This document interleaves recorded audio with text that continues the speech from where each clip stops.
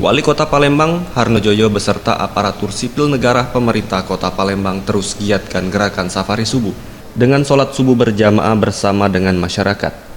Kali ini safari subuh digelar di Musola Nurul Islam, Jalan Pangeran Antasari, Lorong Tembusan Tengah, Kelurahan 14 Ilir, Kecamatan Ilir Timur 1.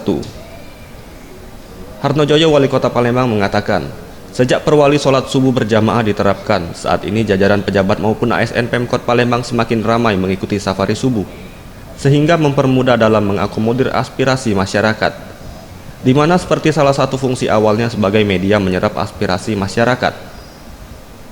Pada safari subuh kali ini terdapat aspirasi di mana pengurus musola meminta Pemkot Palembang untuk membuatkan tenda di halaman musola, mengingat kondisi musola yang sempit sehingga sulit untuk menampung jemaah yang banyak.